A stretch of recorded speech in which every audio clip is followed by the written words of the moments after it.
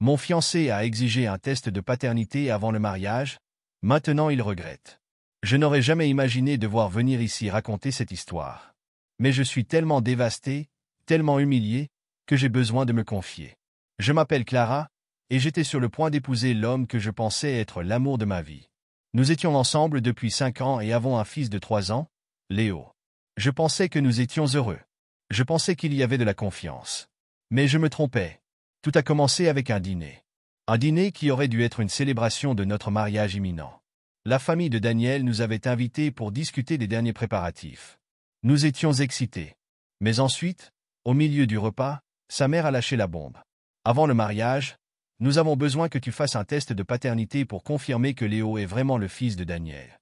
Le silence qui a suivi était assourdissant. Mon cœur s'est arrêté. Mon visage a rougi. J'ai cru avoir mal entendu. Mais non. Tout le monde à table me regardait, attendant une réponse. Mon propre fiancé est resté silencieux. J'ai ri. De pur choc. Vous devez plaisanter? Mais personne n'a ri en retour. L'expression de la mère de Daniel était sérieuse. Ce n'est rien de personnel, ma chère. Nous voulons juste protéger notre fils. Le protéger de quoi? De moi? La femme qui a partagé sa vie avec lui pendant 5 ans? La mère de son fils? Mes yeux se sont tournés directement vers Daniel. Il n'a rien dit. Il ne m'a pas défendu. Il a juste baissé la tête. C'est à ce moment-là que j'ai senti le sol se dérober sous mes pieds. Ma gorge s'est serrée, mais j'ai avalé ma salive et j'ai essayé de garder mon calme. Daniel, tu penses vraiment que c'est nécessaire? Ma voix est sortie plus tremblante que je ne l'aurais voulu. Il m'a regardé, enfin, mais son regard n'était pas d'amour. C'était du doute. Clara, nous voulons juste être sûrs. Mon estomac s'est retourné. Comment ça, être sûr? Il ne me faisait pas confiance? Il ne faisait pas confiance à notre histoire? À notre famille? Le dîner a continué dans un silence gênant. J'avais perdu l'appétit. Je voulais crier, partir de là, mais je me suis forcé à rester assise. Je voulais l'entendre de sa bouche que tout cela n'était qu'un grand malentendu. Mais cela ne s'est pas produit. Sur le chemin du retour, dans la voiture, le silence entre nous était assourdissant. Ma poitrine était serrée. Finalement, j'ai arrêté de me retenir et j'ai lâché. Si tu doutes de moi, peut-être que ce mariage ne devrait pas avoir lieu. Daniel a soupiré, gardant les yeux sur la route. Ce n'est pas ça, Clara. Je veux juste que tout soit clair pour tout le monde. J'ai ri, sans humour. Pour tout le monde? Ou pour toi? Il n'a pas répondu. À ce moment-là, j'ai réalisé que le doute s'était installé. Et peu importait ce que je disais, le mal était déjà fait. Si la personne que tu aimes le plus commence à douter de toi, que fais-tu? Le lendemain matin, je me suis réveillé avec une sensation étrange dans la poitrine. Je voulais croire que tout cela n'avait été qu'un cauchemar, mais l'absence de Daniel à mes côtés dans le lit m'a ramené à la réalité.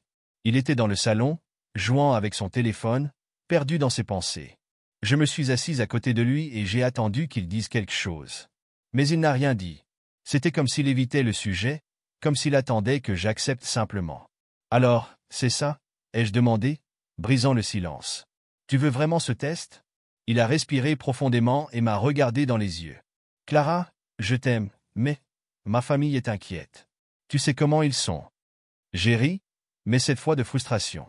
Oui, je sais exactement comment ils sont. Contrôlants, paranoïaques, et apparemment, ils pensent que je suis une traîtresse.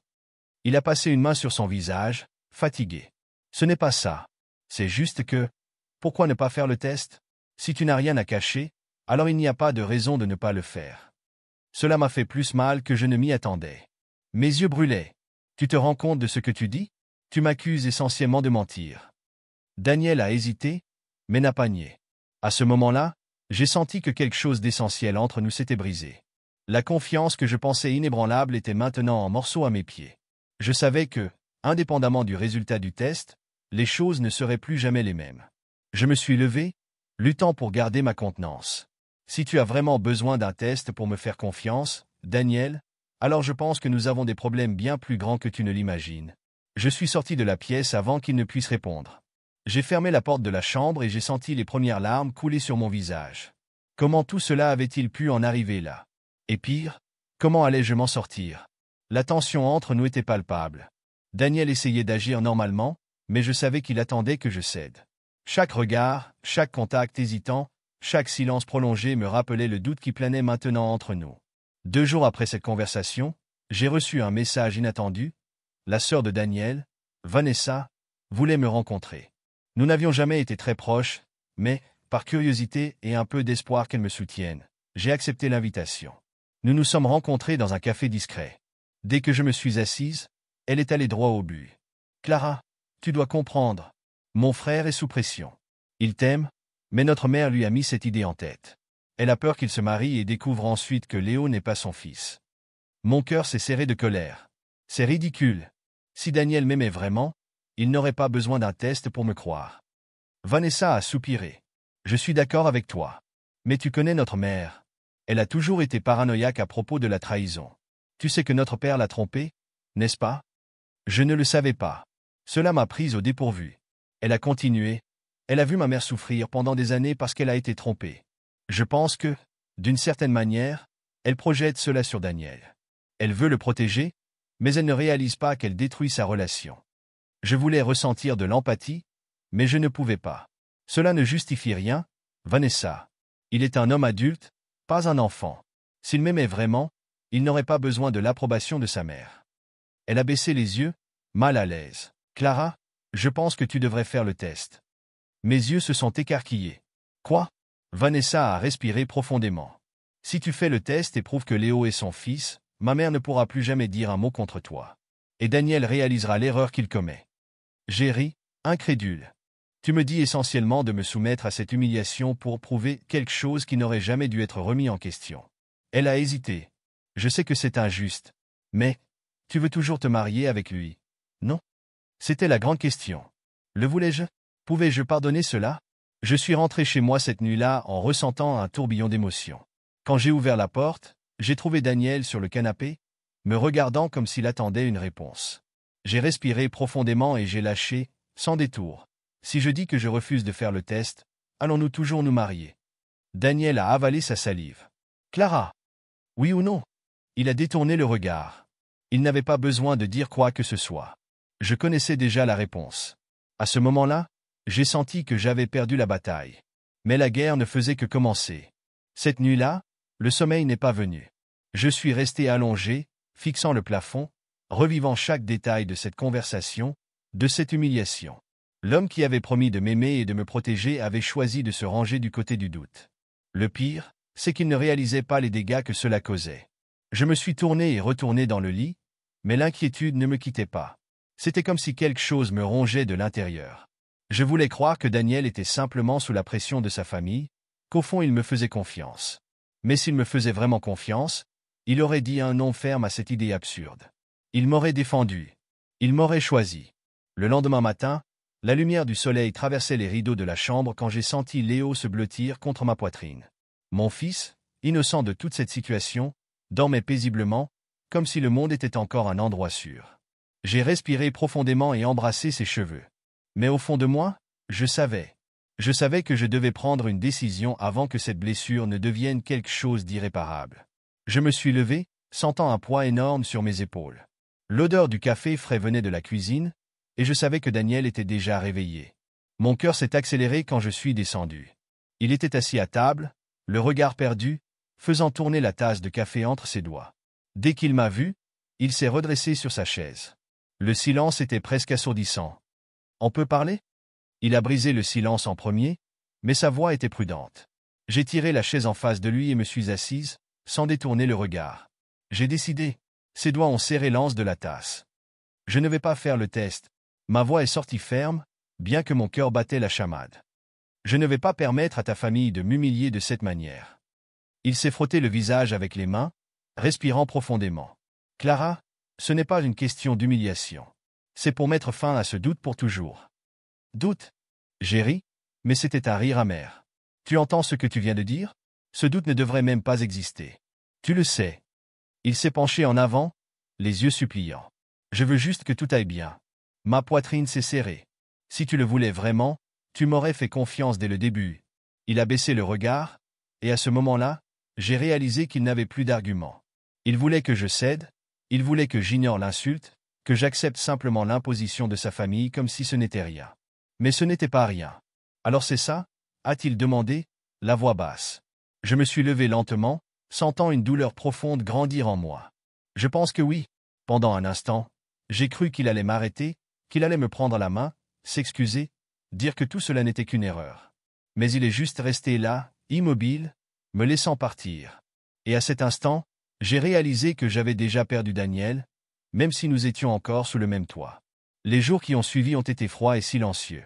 Daniel et moi vivions sous le même toit, mais c'était comme si un abîme s'était ouvert entre nous. Nous n'échangions pas de mots au-delà du nécessaire. Nos conversations se résumaient à des choses banales à propos de Léo, des factures de la maison, des engagements inévitables. Mais l'essentiel, nous deux semblaient avoir disparu. Je voulais qu'il vienne me voir, qu'il dise qu'il avait réalisé son erreur, qu'il s'excuse et dise qu'il me faisait confiance. Mais il n'a rien dit. Un soir, alors que je préparais le dîner, j'ai entendu la porte d'entrée s'ouvrir. Daniel est rentré plus tard que d'habitude. Il semblait épuisé, comme s'il portait le poids du monde sur ses épaules.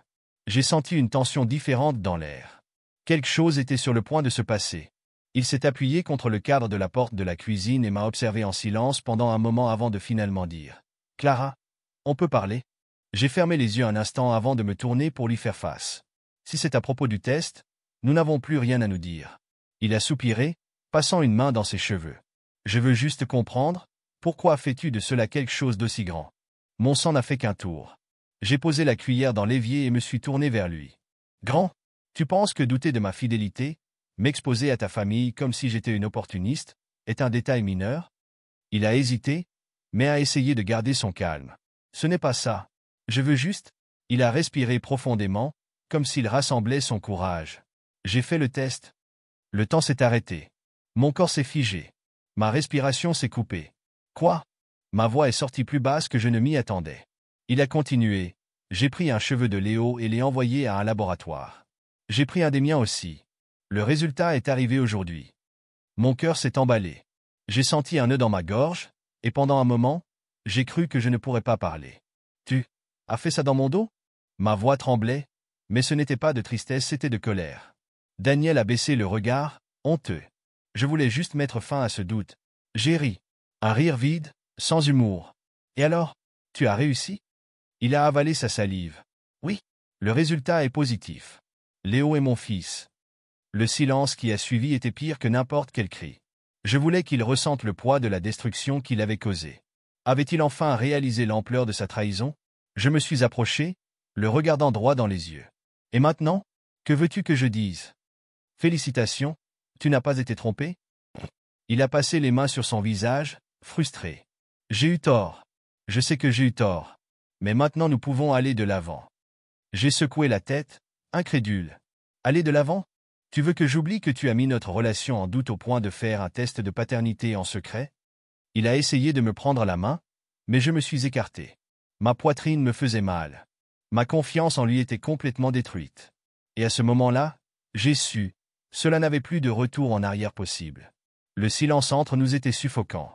Je voulais crier, je voulais qu'il comprenne ce qu'il avait fait.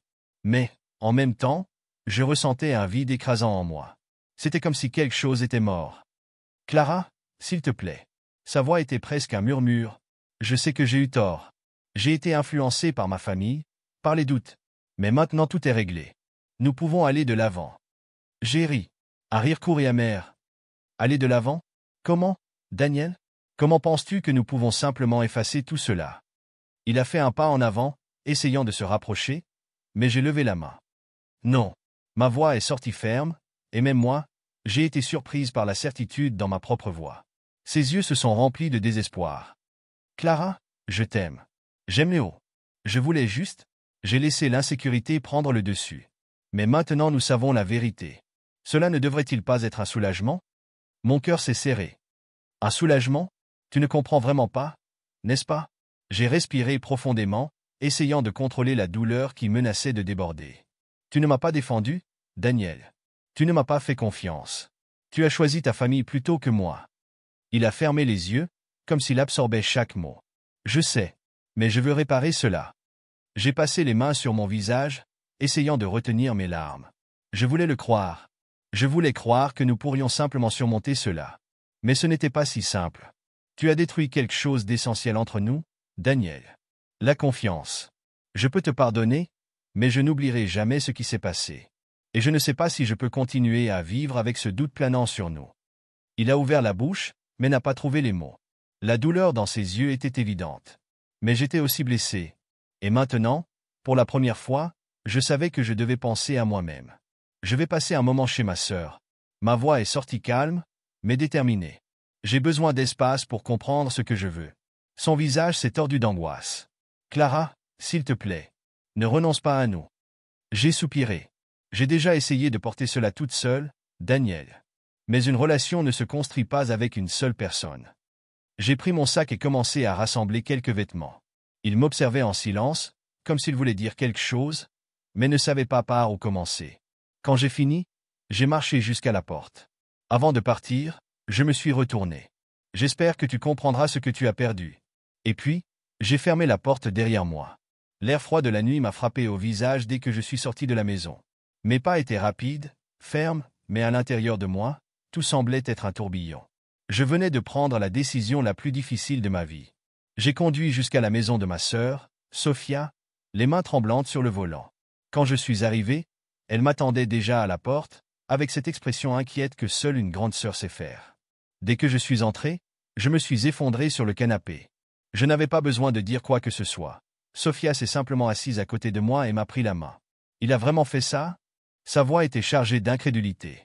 J'ai acquiescé, ressentant une vague de fatigue m'envahir. Il a dit qu'il regrettait, mais... Elle a soupiré, pensive. Tu n'as pas besoin d'oublier, Clara.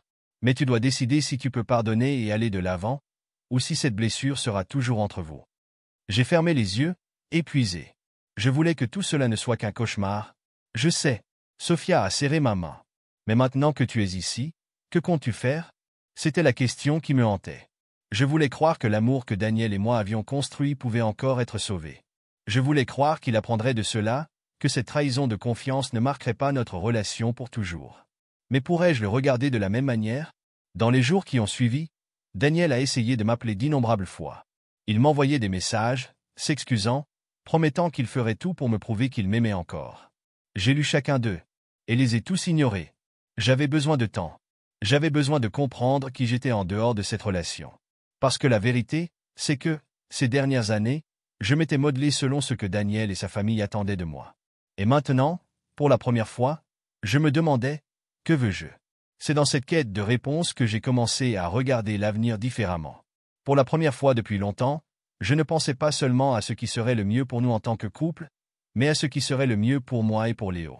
Et à chaque jour qui passait, la réponse devenait plus claire.